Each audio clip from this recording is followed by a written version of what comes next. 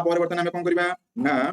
debtors करवा तेणु नेली sundry debtors ठीक अच्छे तो सन्ड्री डेटर्स मोर थिला पिले केते टंका ना 19,000 ठीक अच्छे ता देहरे तुम आड है कोटा ना बिल्स रिसीवेबल डिजनर्ड अमाउंट ठीक अच्छे तो केते टंका आड है ना 2,000 टंका तो आड की वैल्यू है केते ना 21,000 तो 21,000 रु कौन है ना तुम गोटे न्यू बैड डेब्ट बना जाइतिला तो न्यू बैड डेब्ट कौन हम लेस करा 1,000 टंका ठीक अच्छे ये देख 1,000 टंका तो 1,000 लेस वैल्यू है केते ना 20,000 टंका ठीक अच्छे तापर कहछि तापर पुणी 5% गोटे बनैबो डाउटफुल डेब्ट ता माने पुणी मोर बना जाइछि प्रोविजन जोटा कि न्यू प्रोविजन बना जाइछि तेणु new provision for doubtful debts केते ना 20,000 रो 5% है 1,000 टंका ता माने 1,000 टंका ठीक अच्छे लेस करियो पुणी केते है ना 19,000 टंका ठीक अच्छे ता देरु पुणी लेस करा जिवो कोन ना प्रोविजन ठीक अच्छे फॉर